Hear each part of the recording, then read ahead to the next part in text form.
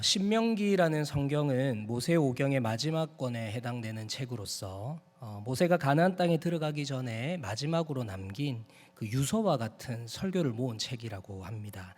그래서 신명기의 1차 독자, 가장 먼저 신명기를 받아들었던 독자는 가나안 땅을 향해 출발했는데 광야에서 죽었던 출애굽 1세대들이 아니라 출애굽할 때 매우 어렵거나 아니면 광야에서 태어나가지고 태어났더니 광야라서 지금 가나안 땅에 들어갈 시기가 되어가지고 왜 들어가는지 이유도 잘 모르고 또 그냥 뭐 살아가다 보니 가나안 땅에 들어가야 한다니까 또 들어가야 하는 그 출애굽 2세대들에게 모세가 그들을 모아놓고 이 가나안 땅에 너희들이 들어가서 반드시 기억해야 할 사실들을 이렇게 마치 뭐 명심보감처럼 이렇게 반드시 기억해야 할 내용들을 설교로 압축하여서 모아놓은 책이라고 할 수 있겠습니다.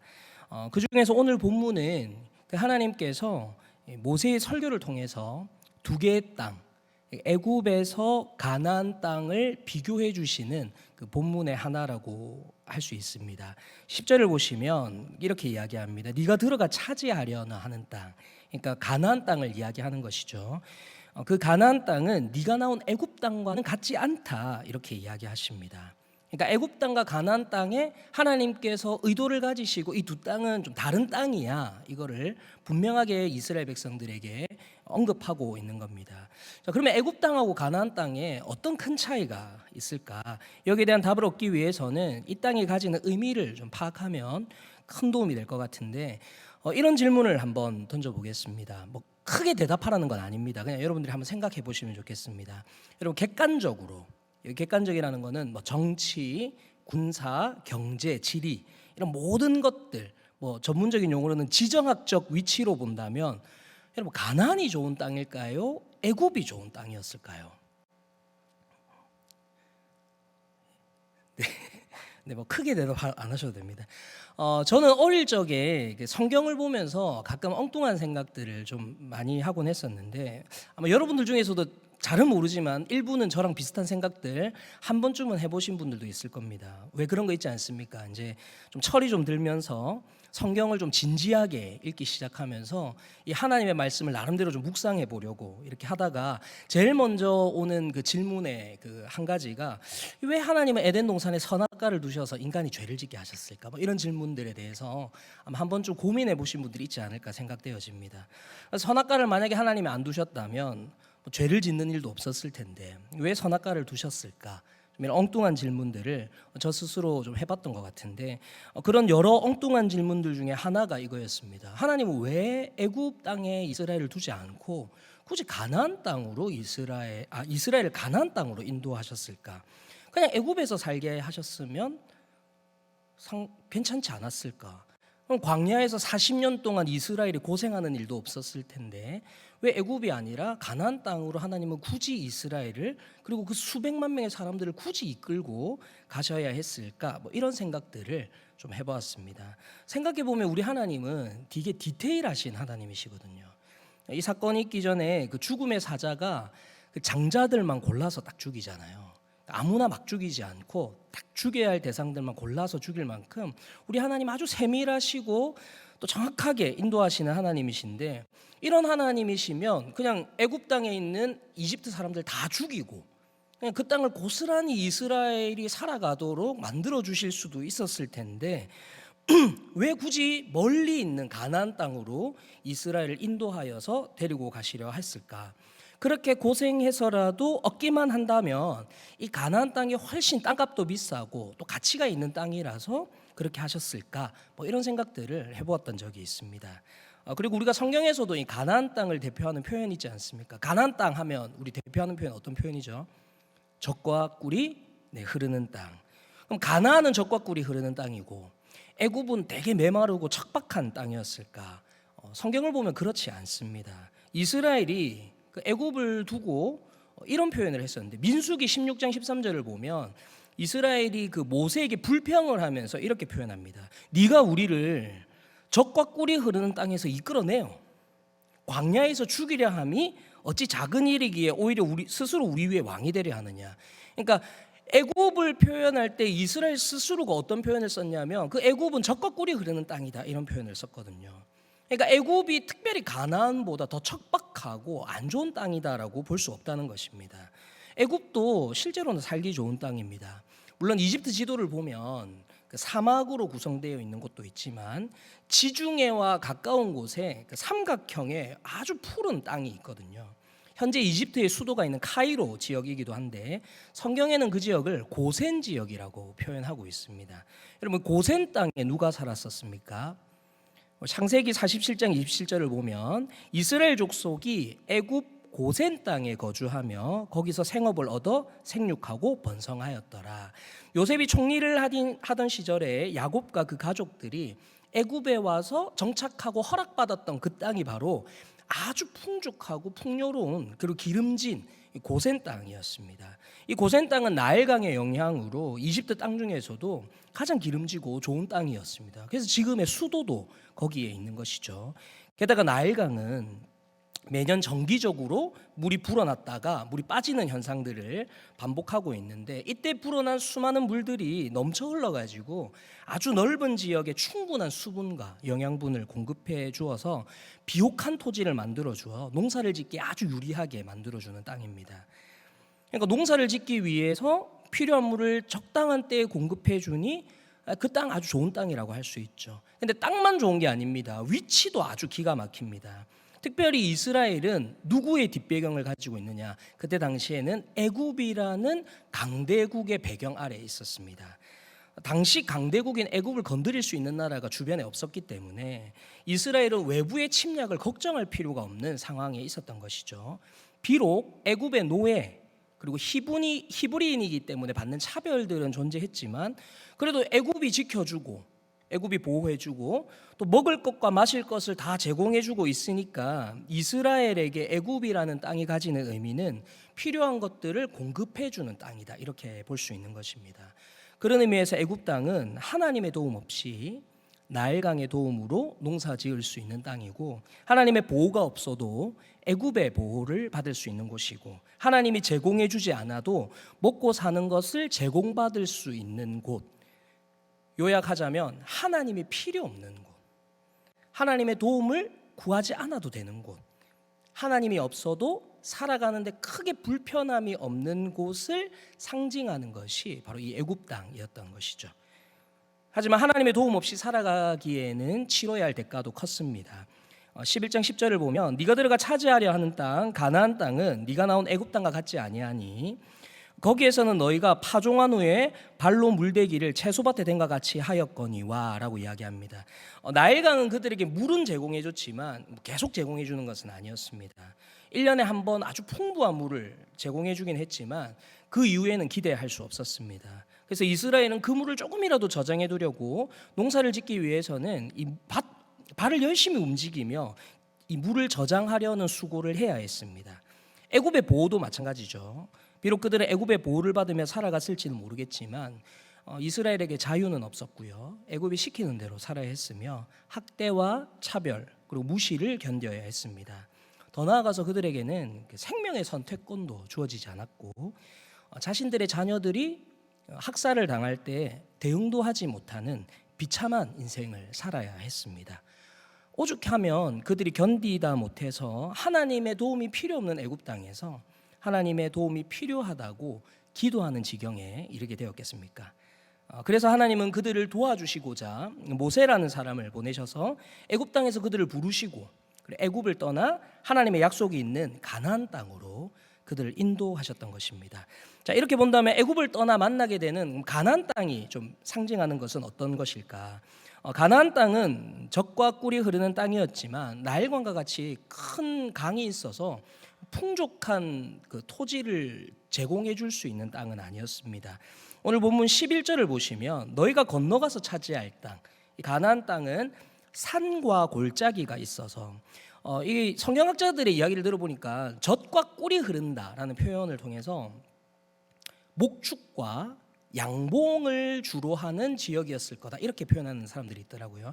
쉽게 얘기하면 가나안 땅은 일반적인 농사를 풍족하게 지을 수 있는 땅이 아니라 비가 오면 다 빠져버리는 제주도와 같은 지역적 특색이 있었기 때문에 이 목축이나 양봉이 주를 이루는, 근데 꿀만 먹고 살 수 있지는 않지 않습니까? 그러니까 아주 고가의 기호품들을 제공해 주는 곳이기는 했지만 우리 인간이 기본적으로 필수적으로 먹어야 할 식품들, 식료들을 제공해 주는 것에는 약간 취약한 땅이었다, 이렇게 표현을 하고 있더라고요. 그래서 그 땅을 산과 골짜기가 있어서 하늘에서 내리는 비를 다 흡수한다, 이렇게 이야기합니다. 그러니까 애굽과 같이 넓은 평지 또는 강이 있어가지고 농사를 풍족하게 지을 수 있는 곳이 아니라 산과 골짜기가 있고, 이 산과 골짜기는 스스로 물을 낼 수는 없기 때문에 하늘에서 내리는 비를 의지해서만 농사를 지을 수 있었습니다. 그리고 여러분들도 아시겠지만 하늘에서 내리는 비는 인간이 간절히 원한다고 저절로 내리는 것은 절대 아니거든요.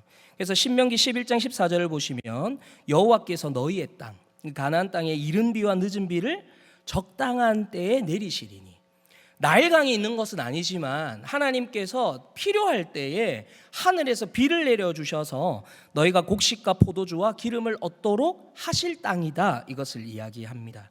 그 비를 내리게 하시는 분이 하나님이시니 하나님께서 이른 비와 늦은 비를 적당한 때에 허락하셔서 이스라엘이 먹을 것과 마실 것을 얻을 수 있도록 보호하시는 땅, 제공해 주시는 땅이 가나안 땅이었습니다. 게다가 가나안은요, 가나안 원주민들이 자기들 땅을 차지하려고 오는 것을 알고 있었잖아요. 그 원주민들의 경계가 굉장히 심했고 밑으로는 이집트, 그리고 주변에는 미디안, 모압, 암몬, 이런 나라들이 이스라엘을 경계하며 적대감을 가지고 있는 적들을 사방에 두고 있는 상태였습니다. 이렇게 위태롭게 보이는 가나안 땅이었지만 성경은 그 땅은 애굽 땅과는 비교할 수 없다라고 합니다. 이것은 가나안 땅이 그만큼 위험해서 비교할 수 없다가 아니라 신명기 11장 12절을 보면 그 땅은 네 하나님 여호와께서 돌보아 주신 땅이기 때문에, 그 가나안 땅은 하나님이 돌보아 주시는 땅이고 연초부터 연말까지 내 하나님 여호와의 눈이 항상 그 위에 있는 땅이기 때문에 이 애굽 땅과는 비교할 수 없는 땅이다라고 이야기하시는 것이죠. 즉 애굽 땅은 하나님의 도움 없이도 나일강과 애굽의 도움으로 살아갈 수 있는 땅을 상징하였다면, 이 가나안 땅은 하나님의 도움이 없이는 살아갈 수 없는 땅을 상징하는 것입니다. 다시 정리해 드립니다. 애굽 땅은 하나님의 도움이 없이도 살아갈 수 있는 땅을 상징한다면, 가나안 땅은 하나님의 도움이 없이는 살아갈 수 없는 땅을 상징한다는 것입니다. 그래서 하나님께서 애굽 땅에서 가나안으로 이스라엘을 옮기셨던 것이죠. 단순하게 애굽이 터가 안 좋거나 사막이 많아서거나 또는 가나안 땅이 더 기름지고 땅값이 비싸고 더 좋은 땅이라서 옮기신 것이 아니라는 것입니다. 하나님의 은혜가 없이도 살아갈 수 있는 애굽 땅에서 이스라엘을 건지셔서 하나님의 은혜가 없이는 살아갈 수 없는 땅으로 옮기심으로 하나님의 은혜를 공급받아 살아갈 수 있도록 하신 것이 하나님의 숨은 의도였다는 것이죠. 다만 이 애굽이 갑자기 가나안으로 바뀌는 것은 아닙니다. 지금 이 신명기의 배경도 그렇지만 애굽에서 가나안으로 가기 위해서 반드시 거쳐야 하는 장소가 있었는데 그것이 어디입니까? 바로 광야입니다. 광야는 어떤 곳이었는가?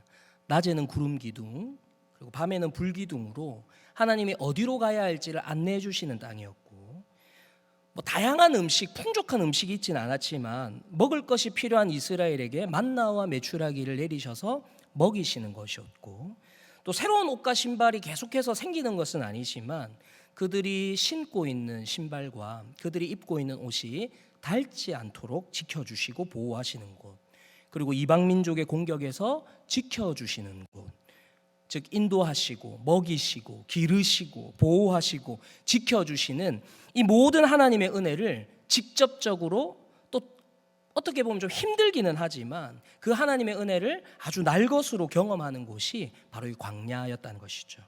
그래서 이 광야를 거치지 않고서는 가나안 땅으로 향할 수 없었던 것입니다. 이 광야에서 철저하게 하나님의 은혜를 경험하지 않고서는 사실 가나안 땅에 들어가서도 살아갈 수 없기 때문에 이 광야를 철저하게 경험하게 하셨습니다. 그래서 광야라는 지역은 하나님을 만나 하나님의 은혜를 선행하여 경험하는 곳을 상징한다고 할 수 있겠습니다. 이 광야를 통해 하나님의 은혜를 경험했던 자들이 가나안 땅에서도 하나님의 약속을 누리며 살아갈 수 있게 되기 때문입니다. 실제 성경에서 광야를 통과하지 못했던 자들은 가나안에 들어가지 못했습니다.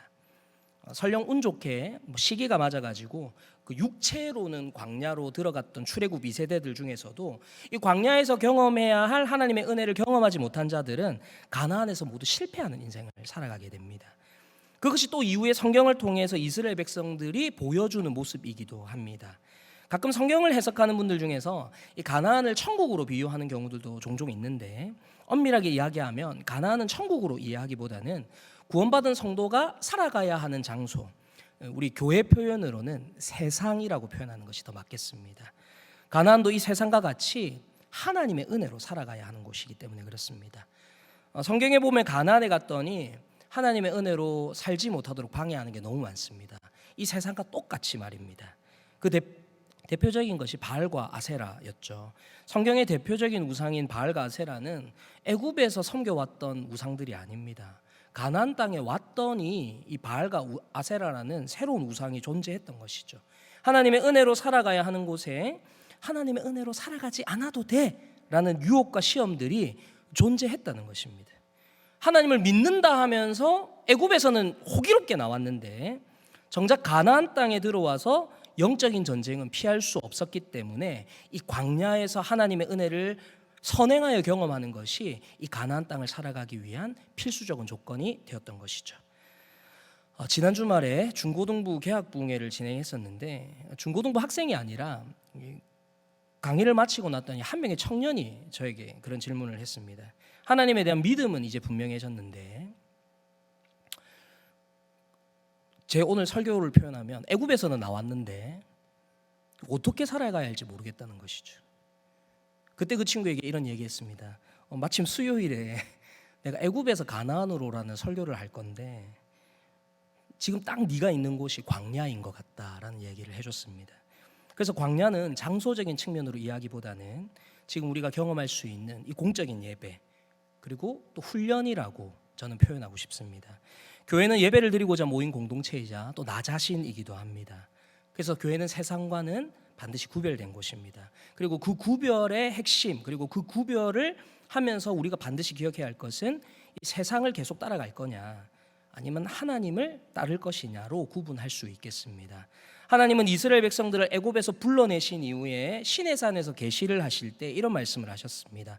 출애굽기 19장 5절을 보면 세계가 다 내게 속하였나니 너희가 내 말을 잘 듣고 내 언약을 지키면 너희들 모든 민족 중에서 내 소유가 되겠고, 하나님의 말씀에 순종해야 함을 알려주고 있습니다. 여기만이 아닙니다. 오늘 본문에서도 그랬죠. 신명기 11장 13절을 보시면 내가 오늘 너에게 명하는 내 명령을 너희가 만일 청종하고 너희 하나님 여호와를 사랑하여 마음을 다하고 뜻을 다하여 섬기면, 그러니까 그 약속의 땅으로 가서는 하나님을 사랑하고 하나님의 말씀을 듣고 마음과 뜻을 다해 하나님을 섬겨야 한다는 것을 요청하고 있습니다.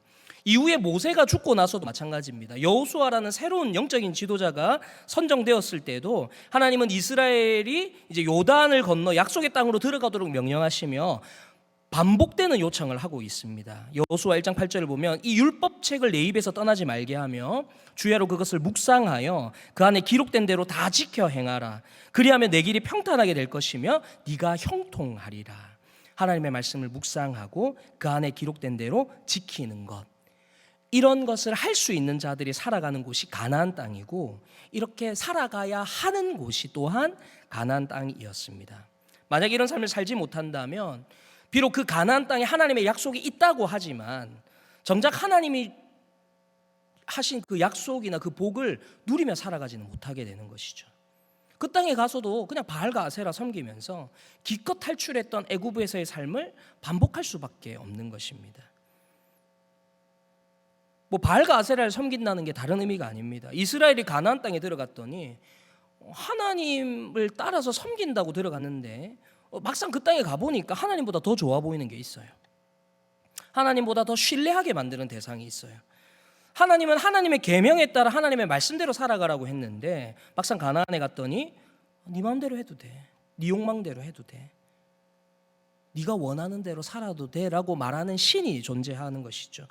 그리고 그 신들이 풍요를 주어서 그 가나안 원주민들이 잘 살아가고 있다고 유혹하고 그 신들을 통해서 너의 욕망이 성취될 수 있다고 이야기하니 광야에서 제대로 훈련받지 못했던 출애굽 2세대들 중에서는 정작 하나님의 약속이 있는 가나안 땅에 가서는 너무도 쉽게 하나님의 말씀을 뒷전에 두어버리고 바알과 아세라를 택하는 우상 숭배를 하게 되었던 것입니다.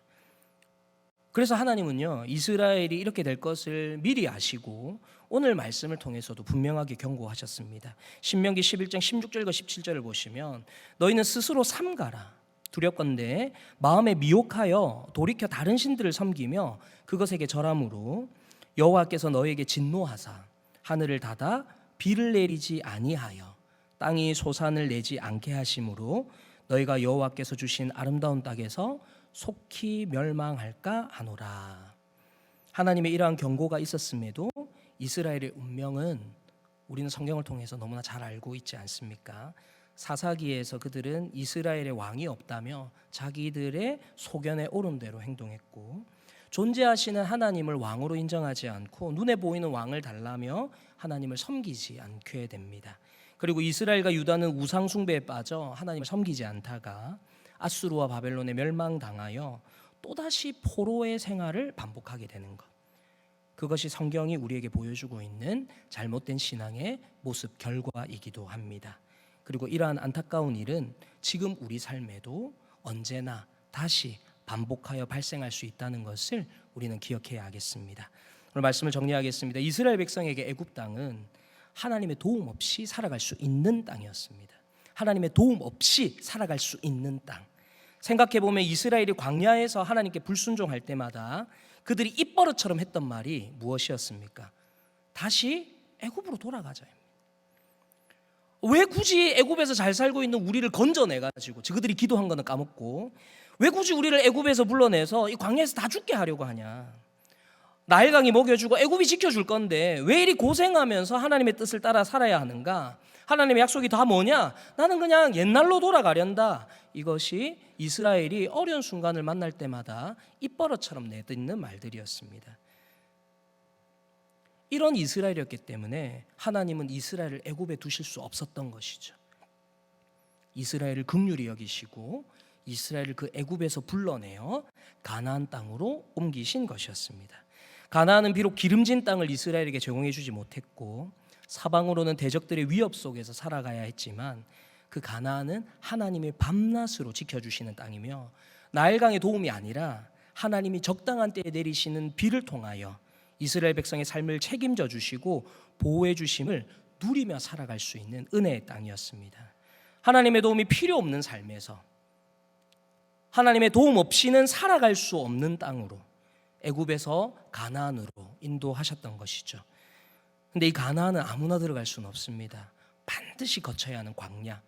그 광야를 통하여 구름 기둥과 불 기둥으로 보호하시고 만나로 먹이시며 갈 길을 인도하시는 그 하나님의 은혜를 경험한 자들만이 가나안에서 이른 비와 늦은 비로 먹이시는 하나님의 은혜를 누릴 수 있게 되고 밤낮으로 보호하시는 하나님의 은혜를 누릴 수 있게 되며 바알과 아세라의 유혹과 가나안이 주는 다양한 유혹들을 이겨내며 살아갈 수 있게 되는 것입니다. 지금 우리들에게도 가나안 땅은 장소적인 의미가 아닌 하나님의 뜻을 따라 이 세상을 살아가는 우리가 살아가는 삶의 모든 터전들임을 여러분 기억하시기 바랍니다.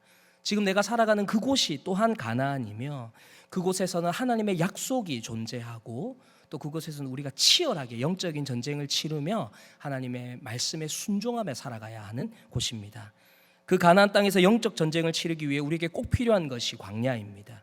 이스라엘이 광야에서 하나님을 만나고 하나님의 은혜를 경험했던 것처럼 지금 우리가 드리는 이 공적인 예배를 통하여서 또 개인의 경건의 시간을 통하여서 그리고 교회의 여러 훈련들에 동참함으로 동일한 광야에서 이스라엘이 경험했던 것과 동일한 은혜를 우리들도 경험할 수 있게 됨을 믿으시고 또 경험하셨으면 좋겠습니다. 혹시 우리 중 누군가가 잠시라도 예배의 소중함을 잊었던 분들이 있다면 이 예배가 얼마나 중요한 것인지 또 이 예배를 통해 우리가 무엇을 회복해야 하는지를 다시금 발견하는 시간이 되었기를 바라고 또 혹시 오늘이 제가 알기로는 훈련 신청의 마지막 날로 알고 있는데, 우리 중에 혹시 누군가라도 아직도 이 훈련 신청을 두고 고민하며 망설였던 분들이 있다면, 이 광야의 험난한 시간을 통해 우리에게 주어진 가나안에서 하나님의 약속을 더욱 풍성히 누릴 수 있게 된다는 사실들을 믿음의 눈으로 바라보며 또 결단하는 은혜도 있었으면 좋겠습니다. 아울러 우리 신부상교회 모든 성도님들이 이 광야의 시간을 피하려고 하는 것이 아니라 이 광야의 시간을 통해 하나님의 은혜를 경험함으로 가나안에서 이른 비와 늦은 비로 우리를 먹이시고 보호하시는 하나님의 은혜를 날마다 누림으로 은혜 없이는 살아갈 수 없는 가나안을 하나님의 은혜로 살아가는 은혜가 있기를 주님의 이름으로 축복합니다. 우리 같이 찬양 드리겠습니다. 오직 예수뿐이네. 우리 찬양을 하시면서 우리에게 정말로 필요한 것이 무엇인지, 또 하나님이 우리를 어떻게 인도하시는지를 다시 한 번 더 찬양으로 고백할 수 있기를 바랍니다. 은혜 아니면 살아갈 수가 없네.